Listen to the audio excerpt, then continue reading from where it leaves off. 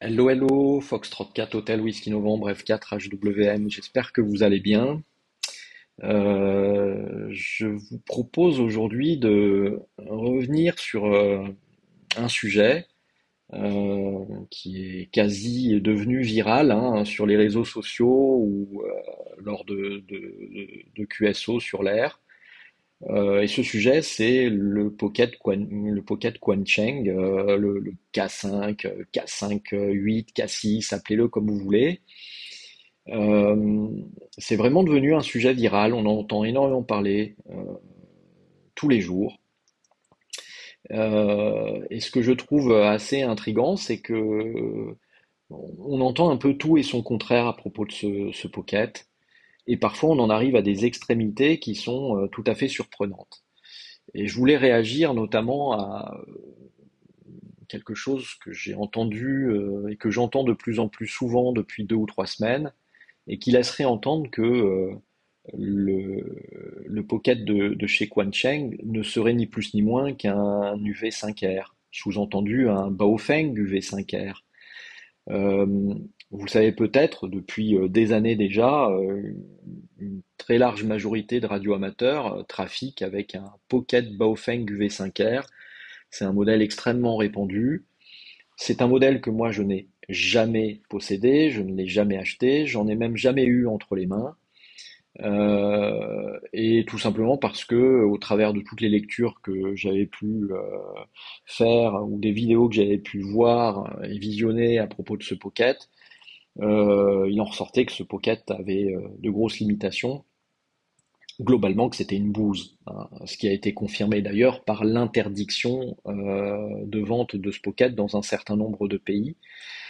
Je crois notamment que c'est le Luxembourg ou la Suisse qui l'a interdit sur son territoire. Il y a eu d'autres interdictions également qui ont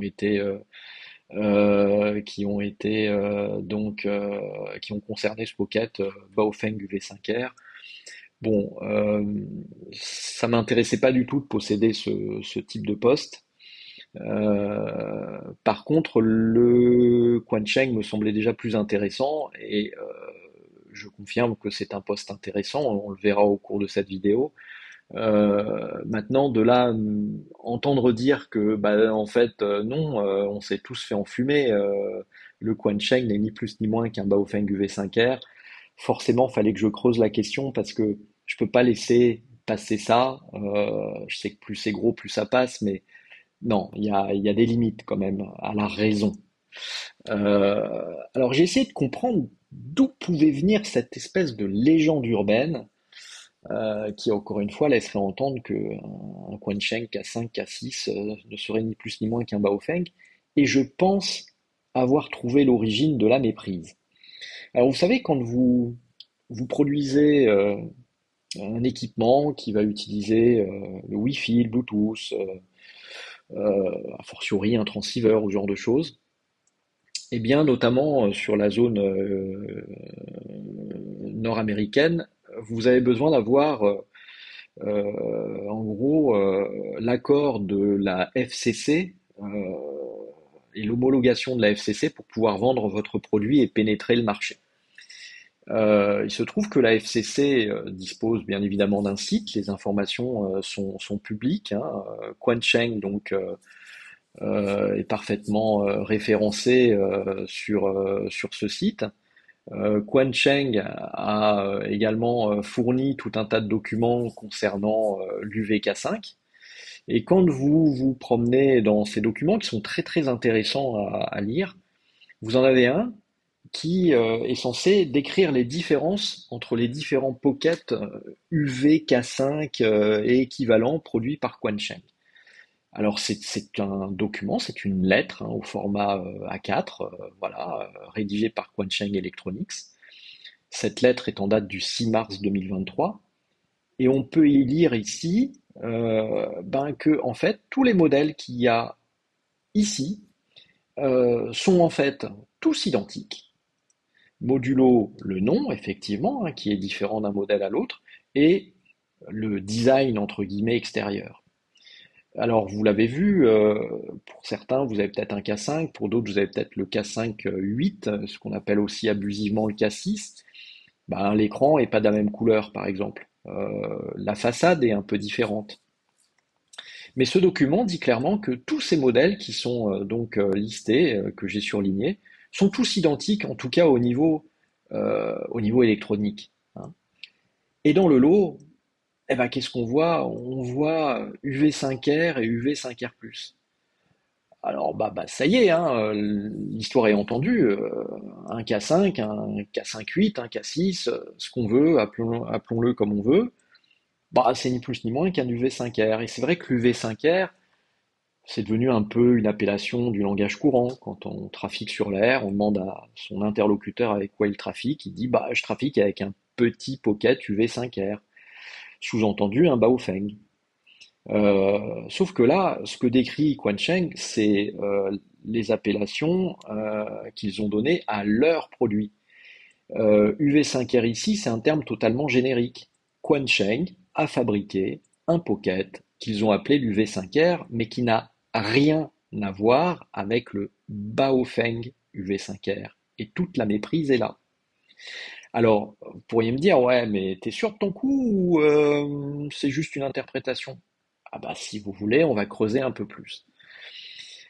Donc, toujours dans les documents de la FCC, vous allez trouver tout un tas de documents très intéressants. Encore une fois, je vous encourage à aller les consulter. Et par exemple, vous avez des photos des PCB. Là, vous avez la face avant, côté clavier, hein, d'un K5. Pareil ici, hein, il y a juste l'écran là qui a été relevé. Puis là, vous avez la face arrière. Vous retrouvez notamment ici la partie connecteur USB-C. Euh, voilà, tout est parfaitement présenté et décrit. Si vous prenez la face avant donc d'un K5 et que vous le comparez avec la face avant d'un Baofeng UV5R, et ça, ce que je vous montre ici maintenant, c'est un Baofeng UV5R, vous pourrez jouer au jeu des 10 erreurs comme quand vous étiez gamin. Je vous garantis que entre ceci et cela, c'est pas du tout la même électronique. Vous vous amuserez à faire les comparaisons, c'est complètement différent, l'implantation des composants est complètement différente. Si on regarde le verso, hein, pareil, ici vous avez un K5, et là vous avez un Baofeng UV5R.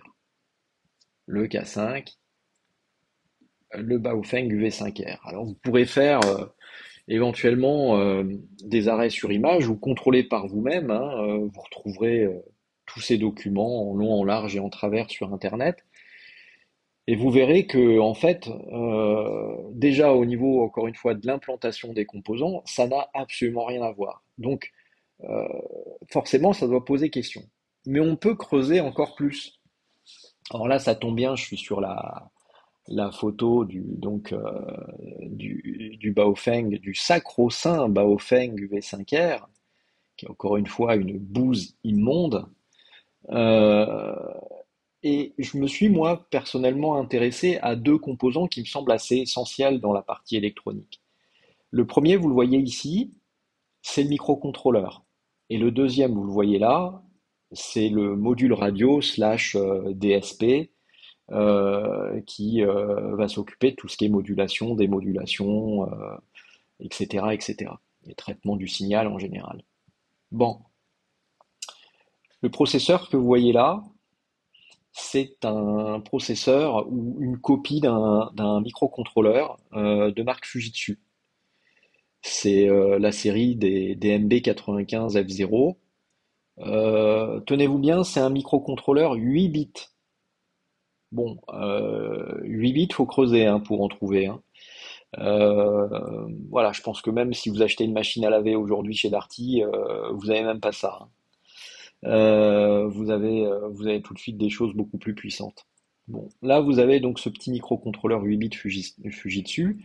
Quant au module radio, il est là. C'est le traditionnel RDA 1846S, assez classique. et qui est une puce qui a été utilisée dans beaucoup d'autres pockets et parfois même des pockets de marque.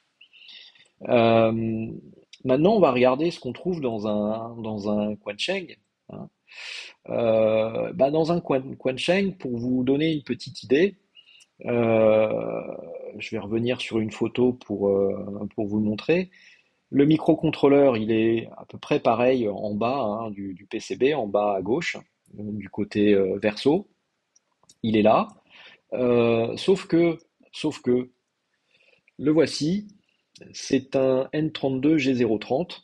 Donc en gros, un Cortex M0 architecture RISC, hein, c'est de la l'ARM.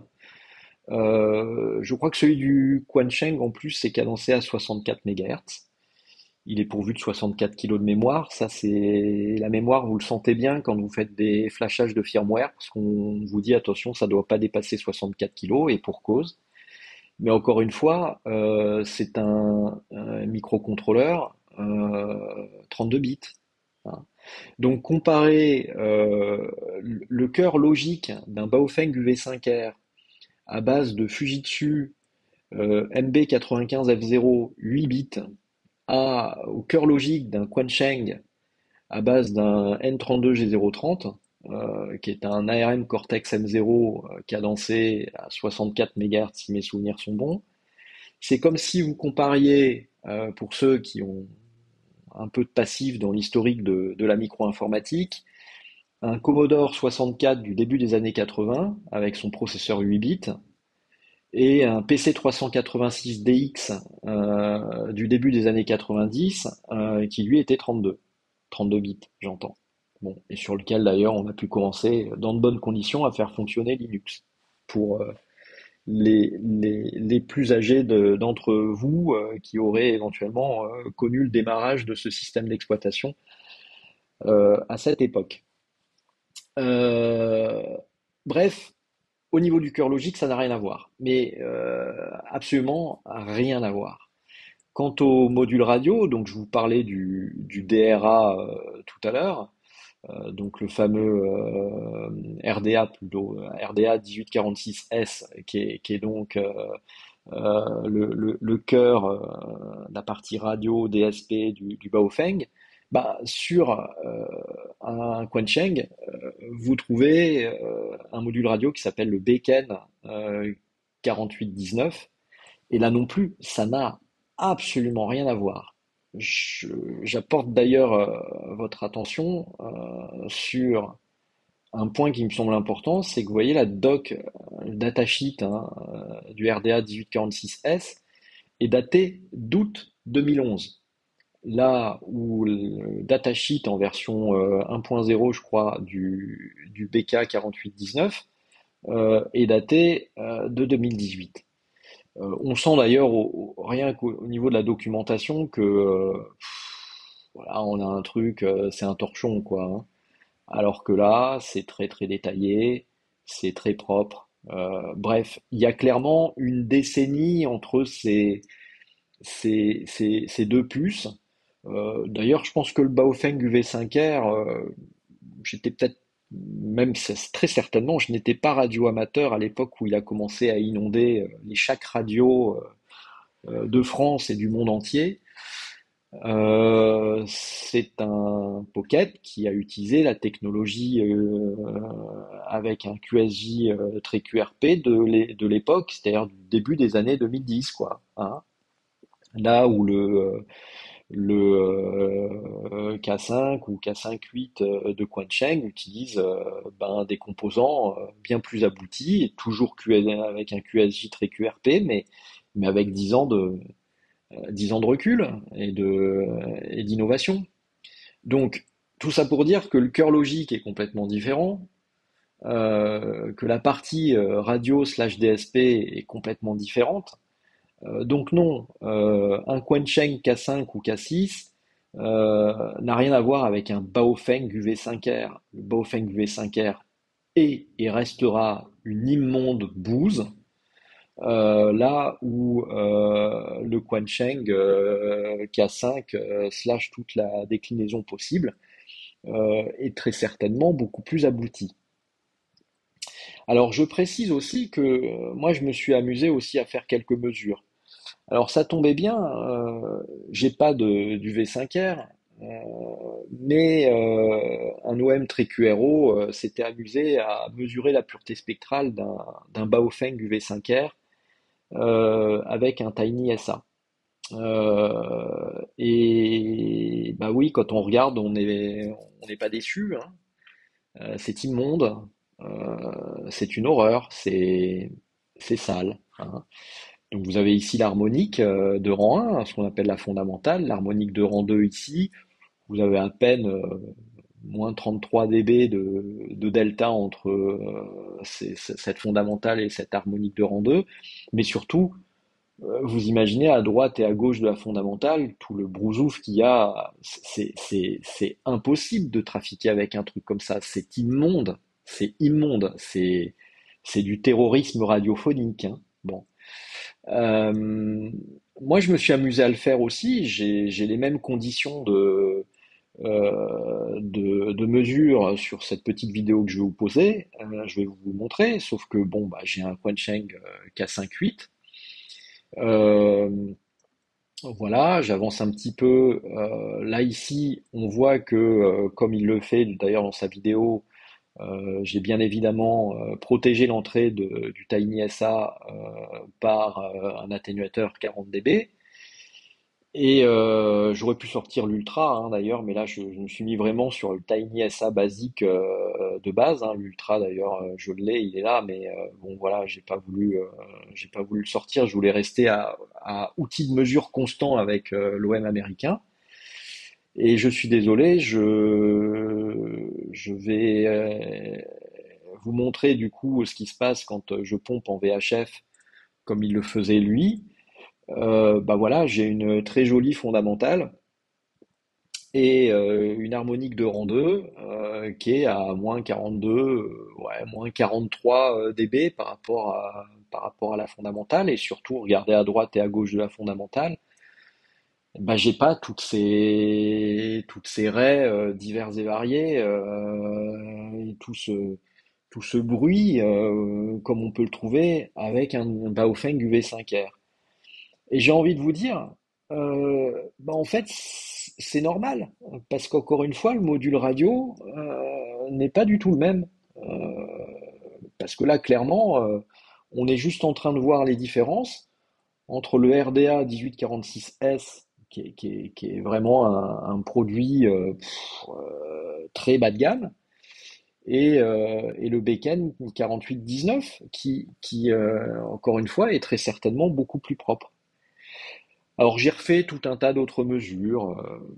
Si vous les voulez, vous pouvez me contacter, je pourrais vous les envoyer. Mais je les ai fait d'ailleurs avec le Tiny SA Ultra, donc ça m'a permis d'avoir une plage de fréquence plus large. Et j'ai refait ces mesures d'ailleurs en UHF, en VHF, et je les ai comparées avec un Yaesu FT65 et un ID52 de chez Icom. Globalement, bah oui, sur un Yaesu FT65 ou un ID52 de chez Icom en VHF, c'est encore plus propre parce qu'on voit même pas cette harmonique de rang 2. C'est très très bien filtré sur le FT65 ou l'ID52. En UHF, c'est assez proche. Voilà. Mais encore une fois, ça n'a rien à voir avec un Baofeng UV5R. Et le fait d'avoir un delta d'au moins 40 dB entre la fondamentale et l'harmonique de rang 2, ben c'est tout à fait dans la norme, entre guillemets. Donc voilà. Donc tout ça pour vous dire que ben en fait même si c'est écrit là dans cette lettre envoyée par Quan Cheng, non le Quan Cheng K5 n'est pas un Baofeng UV5R. Le Quan Cheng K5 est similaire au Quan Cheng UV5R, mais pas au Baofeng UV5R.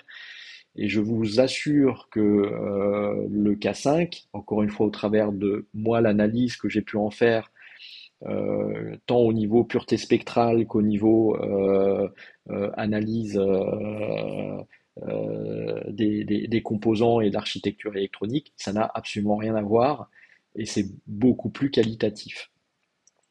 Tout ça pour dire que la bonne nouvelle, c'est qu'on a un Pocket, oui, qui coûte pas cher, qui reste relativement propre, en tout cas plus propre qu'un Baofeng UV5R, et qui surtout présente énormément d'intérêt de par son niveau de bidouillabilité, désolé pour le néologisme, mais on peut flasher des tas de firmware dessus.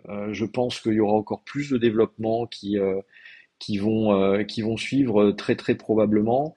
Tout ça est extrêmement facilité aussi par le fait qu'on a une plateforme de développement avec un microcontrôleur qui en a dans le ventre. Et, euh, et c'est plutôt une bonne nouvelle.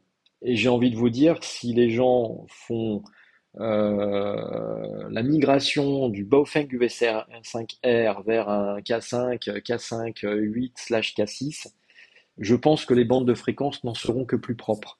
Voilà. Alors je vous pousse pas à la consommation ensuite, hein. Mon but n'était pas du tout de vous faire acheter tel ou tel pocket. Je m'en tamponne complètement. Juste d'essayer un petit peu de-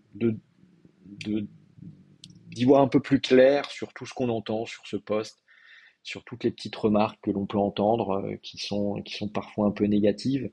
Encore une fois, c'est certainement pas un avion de chasse, hein, ce Pocket. On va pas le comparer à un ID-52 qui coûte 30 fois plus cher. Mais pour le prix, on en a pour son argent et ça reste quand même un produit relativement propre. Voilà, si vous avez des remarques, des informations complémentaires ou des questions ou encore des insultes, sait-on jamais, vous avez les commentaires en dessous, bien sûr. 73 à tous. À très bientôt sur l'air pour celles et ceux que je pourrais avoir la chance de croiser. Et portez-vous bien. Ciao, bye bye.